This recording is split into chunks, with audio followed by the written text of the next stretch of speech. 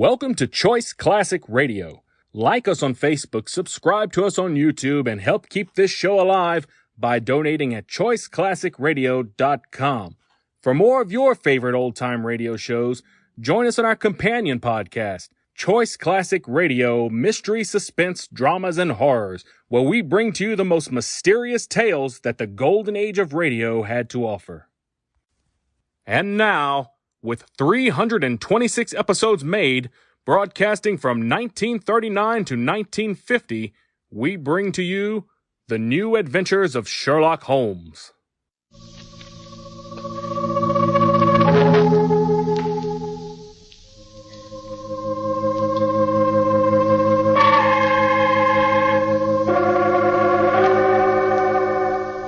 The makers of Clippercraft clothes for men and 924 leading retail stores from coast to coast present the world's most famous detective, Sherlock Holmes.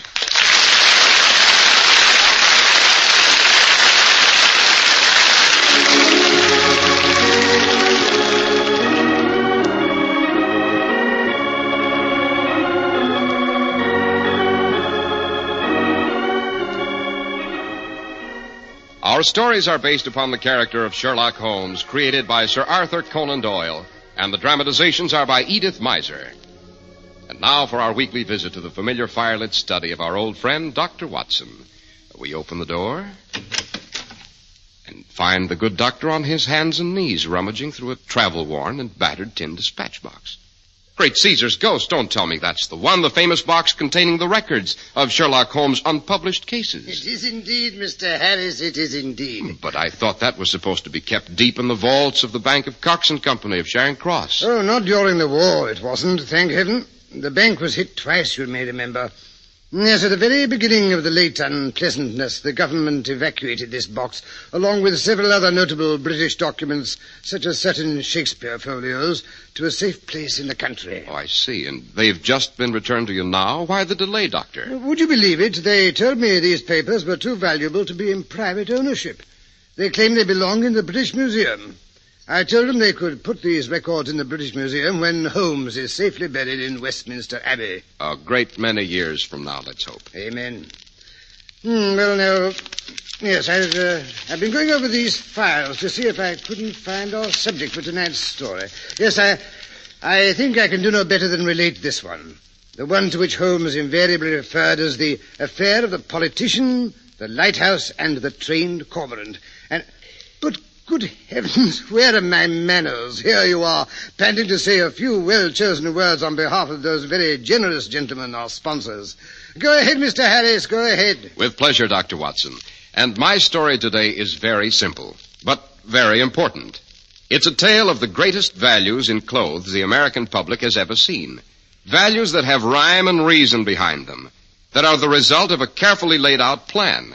Manufacturing ingenuity and a really great distribution idea make it possible for you to buy superlatively fine Clippercraft clothes at astonishingly low prices.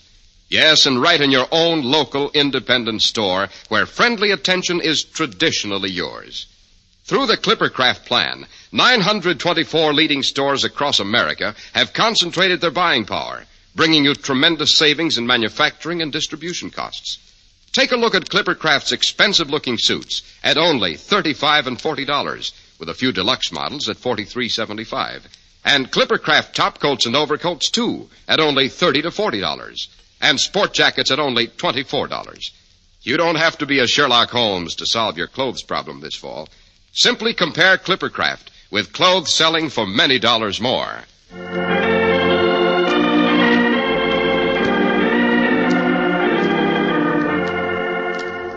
And now to get back to the politician, the lighthouse, and the trained cormorant.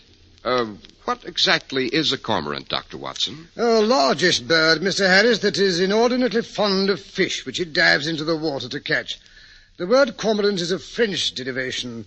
Cor meaning raven, and marin meaning marine. Oh, yes, the raven of the sea. Sounds vaguely sinister, Dr. Watson. It was, Mr. Harris, it was indeed. This particular cormorant, whose name was Tika, was directly responsible for the death of the disreputable old baggage who, Oh, there I go, getting ahead of myself again. To begin at the beginning. It was a cold, wet November night. A Saturday night, to be exact.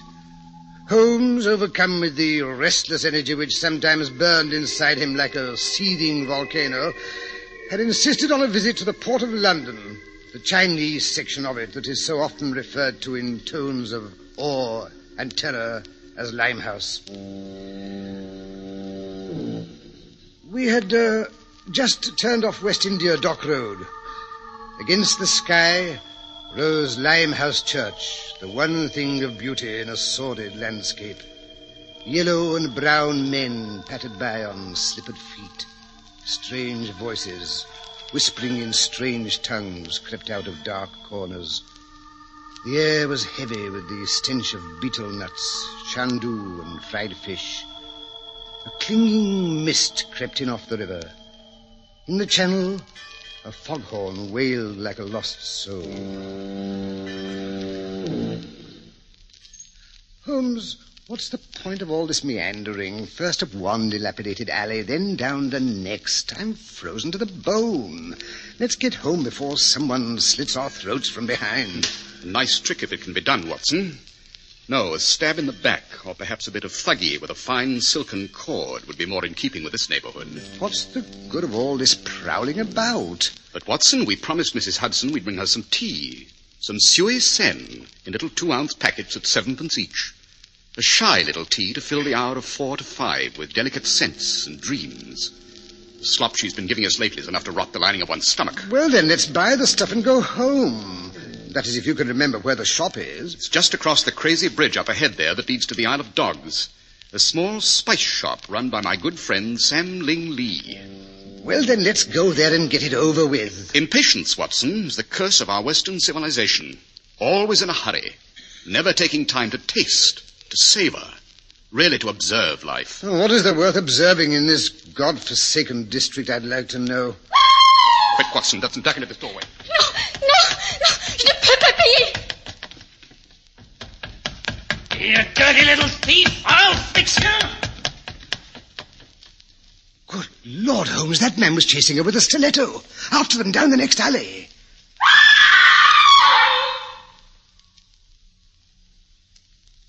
Too late, Watson. Great Scott, Holmes. Aren't you going to do something? What is there to do, Watson? That poor, tortured soul. She's better off dead. Holmes, you are a cold-blooded fish. At least we could try to catch the man who stabbed her. That is a job for the official police. We must leave something for them to do, you know. Incidents like this occur every day in Limehouse. No, the individual I'd like to bring to justice is the real murderer in this and 100 other cases. Who's that? The purveyor of little white packages like the one that poor frantic derelict clutched so tightly in her hand. The chief of the outfit which peddles death and decay in the form of exotic dreams. You know who he is? Naturally. The annoying part of the situation is that I've been completely unable to persuade any of his victims to testify against him. They're all so tragically dependent on him for his filthy wares. Oh, but enough of that. What you've just witnessed is commonplace. But here comes something I think you'll admit is rather unusual, even in Limehouse. Yes, what do you mean? Look there across the street, Watson. Ever see a man take a bird for a walk? It's Paru, the crippled Lascar, taking Tika for his nightly outing. They're coming down the steps of the house across the way. They're crossing the street. That's a curious-looking bird. It waddles like a duck, but its beak is different. Its neck is almost as long as a swan's. That, Watson, is a cormorant, a very intelligent biped. In many tropical countries, the natives train them to catch fish. Do not fear, my beautiful Tika. The men will not harm you. Paru will protect his Tika. Careful. Here the stones are sharp. Well, I'll be... Undoubtedly, Watson. Paru couldn't be more attached to Tika if he were his own son. But, did you see the bird's eyes? They shone yellow in the light of the street lamp, like a cat's. Yes, many of the natives hereabouts are afraid of the bird. They say he has the evil eye. Perhaps that's why Paru and Tika are considered star boarders at the lighthouse across the way. The lighthouse? It's the name of the most notorious lodging house in all of Limehouse. Chinese, Lascars, and East Indians sleep there, 10 and 12 to a room on the bare floors or on mildewed mattresses. Tika and Paru sleep curled up in a closet on the top floor. At least they have privacy. Yes, charming place. Why in heaven's name don't the authorities clean it out? Authority around here, Watson, is Harry Hawkins, called Handsome Harry by the natives because he's so definitely the opposite. Mr. Hawkins not only owns most of the houses in this area, he's councilman for this district. Yes, but surely it's not good business to let your property go to rack and ruin like that place across the way. The lighthouse, Watson, is run by a vicious old reprobate who's known as Mother Fishface, partly because she has no teeth and a cold and fishy eye, and partly because she runs a fish house in the kitchen under the steps, where she dispenses decayed fish and chips at twopence a portion to the poor starving wretches who inhabit the rooms upstairs. Mother Fishface is the only one who dares talk back to Mr. Hawkins. She's the only one who dares to be late with her rent. In fact, it's rumored that she has something on the old boy, and he's definitely afraid of her. Knows where the body's buried, eh, Holmes? Or how he procures the opium and hashish he undoubtedly deals in. I suspect most of her boarders are smugglers of the vile stuff. So we came down here for the purpose of buying tea for Mrs. Hudson, and now we suddenly seem to be interested in a dope-running outfit. Holmes, you don't fool me for a moment. 5 years' association with Sherlock Holmes seems to have sharpened your powers of observation, my dear Watson. Well, Quiet, Watson. Quick, slip behind this wall. Here comes Mr. Hawkins on his weekly collection rounds. Open up here. Saturday night. Rent's due. Here's your money, Mr. Hawkins. Blast you. Charming fellow, Mr. Hawkins. Quiet, Watson. He's about to knock on the kitchen door opposite. Let's see what happens at the lighthouse. Hi there, Mother. It's me, Handsome Harry, come to pay a visit. What do you want, you old fool? What would I want, dearie? It's Saturday night, rent night. You're a week behind now. Supposing I am. You ain't starving. You can wait, can't you? No, old girl, you know I wouldn't press me old sweetheart. Here, look, I brought you a present, a fine bottle of gin. What's wrong with it? Is it poisoned? I'll have your little joke, won't you, dearie? No, I don't think you do a thing like that, Harry. The day they find me murdered, that's the day you'll wish you'd never been born. How you do run on. If anything was to happen to you, you know it'd break me heart. Wouldn't it just? Here comes that cripple and his bleeding bird. It's always sneaking into me door and making away with a fish. Them birds has a weakness for fish. Well, if he don't keep out of my kitchen, it'll be the weakness that finishes him. Hey, you there, Peru! Yes, Madam Fishface. Keep your dirty bird out of my kitchen, and don't you call me madam. My Tika is not as dirty as your kitchen. And as for your fish, I would not feed it to a swine, much less my beautiful Tika. There he goes, sticking his head in the door. Here, get out, you. Stop! Go on. Stop! Do not raise that broom to my Tika. Not raise the broom, is it? Listen to me, you slimy heathen. That bird comes into my kitchen once more, and I'll wring his bleeding neck. You listen to me, Madam Fishface, and listen well. You touch one feather of Tika's beautiful neck, and I will kill you. I will kill you dead. Here, now, that's enough. I'll have no one threatening Mother Fishface. You heard what he said. You heard him. There, out he goes, out of my house. Let him sleep in the streets. Let him sleep in the gutter with his dirty bird. No, Mother, don't you get your dandered up. Go on in and drink your bottle. That's a good girl. It's Saturday night, remember? You got a little spree coming to you. I know what I'm doing. No one has to tell me. Come, Tika. We do not enter her filthy premises again. We go sleep in the churchyard. It is warmer than Madam Fishface's heart. Well, that little commotion seems to have resolved itself, eh, Mr. Holmes? I wonder.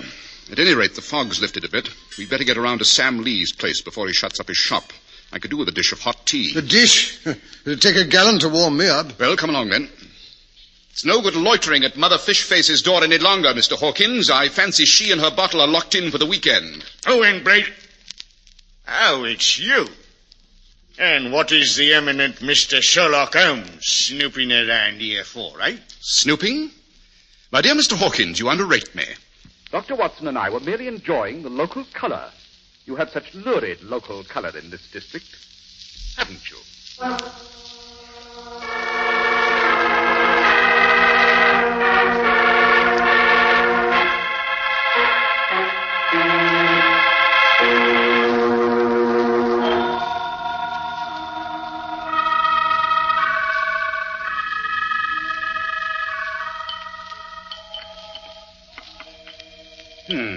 Delicious. The true Lapsang Souchang. Smoky, with a suggestion of the true tarred rope flavor. Not bad. Could do with a spot of rum in it, though. Typically British reaction, Watson. The Englishman's always insulting his palate and desecrating his tea with surpluses. Cream, milk, rum, even nasty little pieces of lemon. At any rate, the libation served its purpose. It's thawed you out. I've drunk so much tea, I'm awash. My back teeth are practically floating. For mind, you look less blue around the gills. Oh, I wish you wouldn't use that expression, Holmes. Brings back that horrible old woman's face. I say, she did look like a fish, you know, a dead fish. Hello. Look out of the window. Here's handsome Harry running down the street. Yes, seems to be headed in this direction. Yes, here he comes. Oh, Mr. Holmes. Oh, thank heavens you're here. And your friend, too. I think you said he was a doctor. Yes, I'm a medical man. What seems to be the trouble, Mr. Hawkins? You better come right away. She'll be needing you, no mistake. Who'll be needing home? What's happened? It's Mother Fishface. After I'd finished my collections, I went back to tell her about the plumbers coming in on Monday. But the door was locked, and she wouldn't answer. Probably the result of too rapid absorption of the bottle you left behind. Oh, you're right here. Her not answering the door wouldn't upset me most times. Only tonight there's a great smell of gas leaking out around it. Gas? Hurry, Watson. Let's hope we're not too late.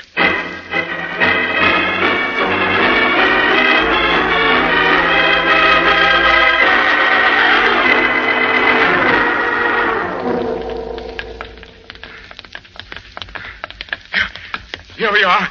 2 steps down. Careful. Top one's loose. Smell of gas. Very pronounced, eh, Holmes? Quite. Door locked. Shall I break it down? Windows quicker. Stand back. I'll use this loose brick. Phew, what a stench. Stale fish and gas. Give it a chance to clear for a moment. I say, there she is, Holmes. You can see her lying there behind the table. But what's that draped across her leg like a snake? It's not a snake, Watson. It's Tika's neck. The bird is doubtless lying beside her, hidden by the body. Tika! Come on, over the sill we go. Tika! Did someone see Tika? I look everywhere for him. I am asleep on a grave, and Tika sits on the tombstone. When I wake up, he's gone. He's in there, Paru. I'm afraid we've come too late. Tika!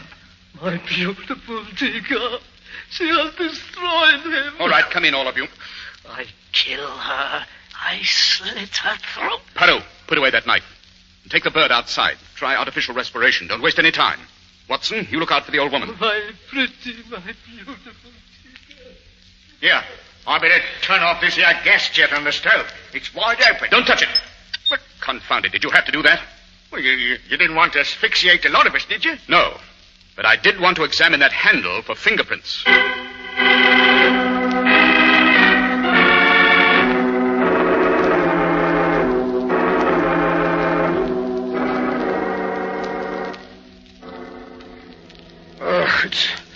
It's no go, Holmes.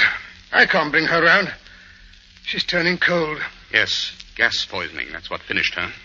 Unusually florid face.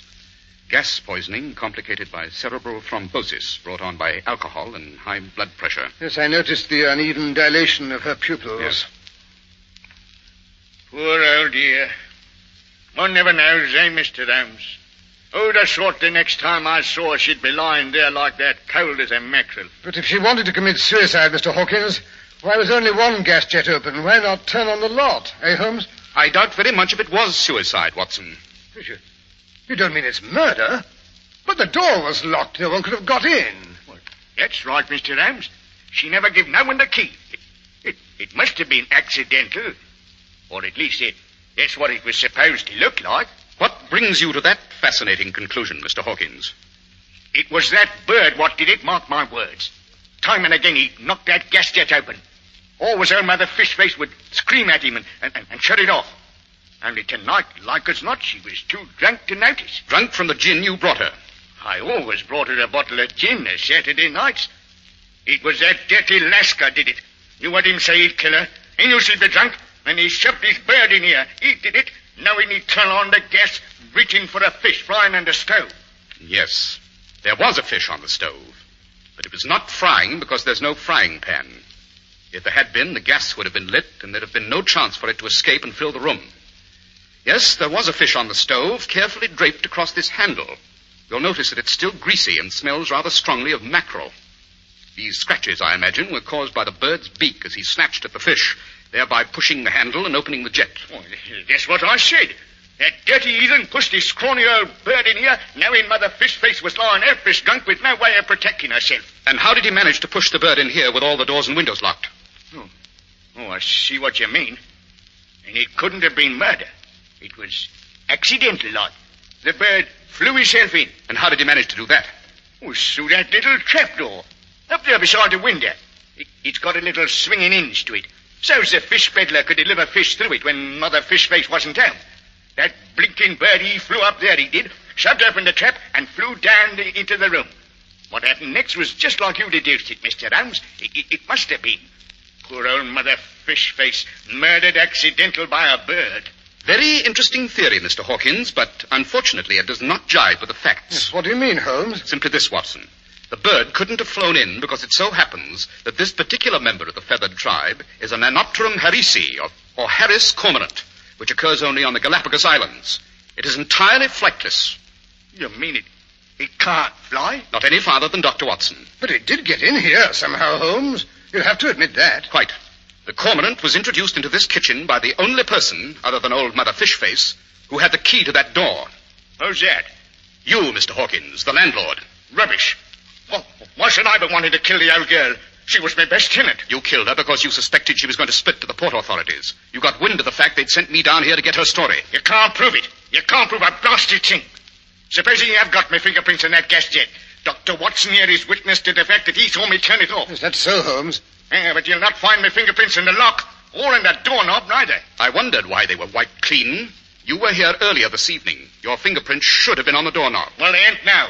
You can't convict me on that. What about the odor of fish that clings to your hands? Too bad you chose mackerel to lure Tika. Such a smelly fish. Furthermore, the notes on the papers which Watson discovered inside the woman's bodice But Holmes, will convict you of conducting a despicable and entirely illegal trade in opium and other... Why, Mr. Hawkins, where are you going? Oh, I'm getting out. I won't get me. Now that the tech's going to lay his hands on me. Holmes, why didn't you stop him? He'll be stopped, never fear. The authorities have had the place surrounded ever since we left the tea house. Sam Lee is my go-between. Or didn't you guess? You know dashed well I didn't. Furthermore, I don't know what you're talking about when you mention the papers I found in Mother Fishface's bodice. There weren't any papers. I know, Watson. Bluff. Pure bluff. The important thing is Hawkins thinks we've found those papers. It's remarkable how talkative the average criminal becomes once he thinks the jig's up. The port authorities should have no trouble in finding out all they want to know. Yes, at last, the chief of this dope-smuggling ring and the cause of untold human misery will be safely behind bars. Sir Holmes, did you hear that? Yes, it's Tika. I thought Paru might be able to bring him round. You see, he didn't have as much alcohol in his system as Mother Fishface. Let that be a lesson to you, Watson. You go to blazes.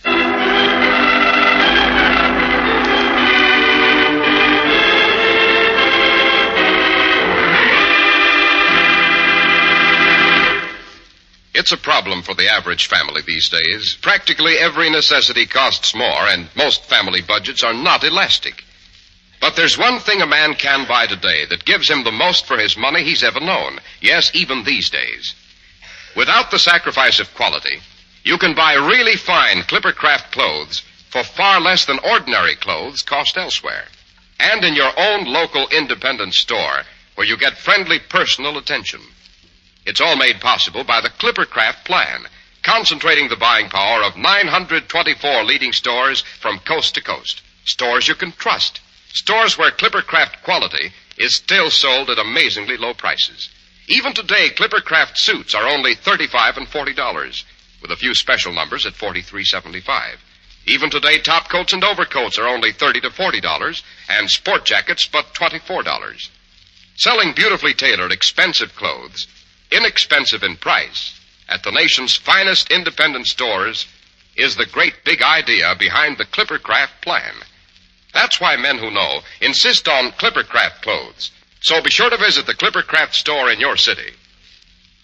The leading stores in the metropolitan area that bring you Clippercraft clothes are Saks 34th, Broadway at 34th Street, Manhattan, Abraham and Straus, Brooklyn, the Boulevard Men's Shop, Kresge, Newark, New Jersey, and the B&B Clothes Shop, 16408 Jamaica Avenue, Jamaica. These great, courteous, and friendly stores are proud to add their names to that of Clippercraft in the label of your suit, top coat, sports jacket, and overcoat.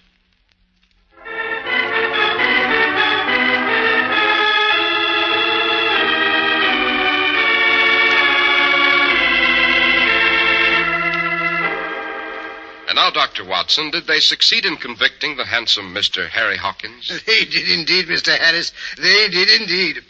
Mr. Hawkins spilled the beans, as you say, with very little persuasion.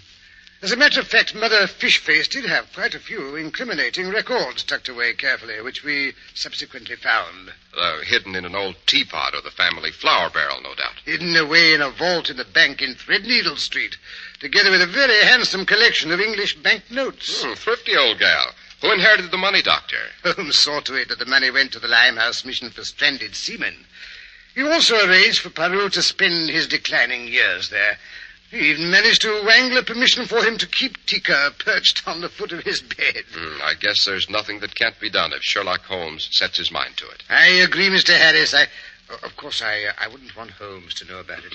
When did Holmes first suspect that Hawkins had murdered old Mother Fishface, Doctor? Oh, he was pretty sure of it, Mr. Harris, when he realized Hawkins had run for a doctor without first stopping to break a window or turn off the gas. In other words, Hawkins was taking no chances the old girl might come to. That's about the size of it. And now I wonder if you'd like to give us an idea about what we can look forward to next week, Dr. Watson. Well, now, let me see. I think that next week I'll tell you how witchcraft suddenly came to life again in the west of England, and how the investigation of a fairy ring in the grass and a weather-beaten broomstick covered with medieval recipe for flying ointment led Holmes to one of the most diabolical criminals he ever encountered.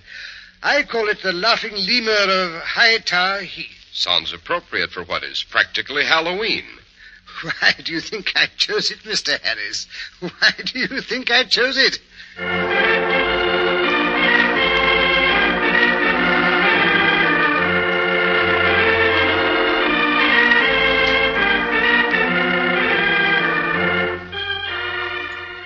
The makers of Clippercraft clothes and 924 leading stores from coast to coast have brought you another in the new series of broadcasts featuring the world's most famous detective, Sherlock Holmes.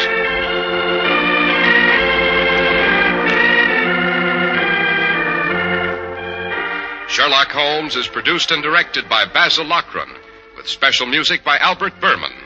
Holmes is played by John Stanley, Dr. Watson by Alfred Shirley.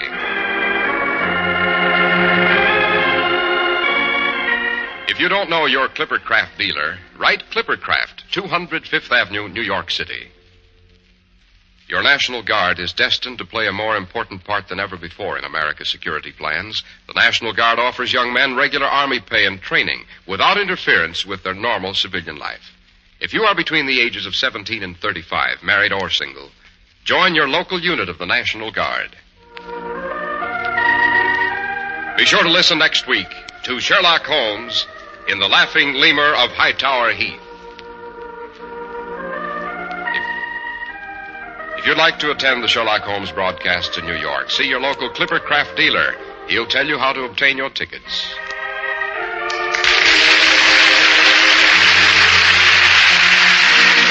This is Cy Harris speaking for Clippercraft Clothes. This is the Mutual Broadcasting System. That concludes today's episode. We'd like to thank you and remind you to donate at choiceclassicradio.com. Remember, your donations make episodes like this possible.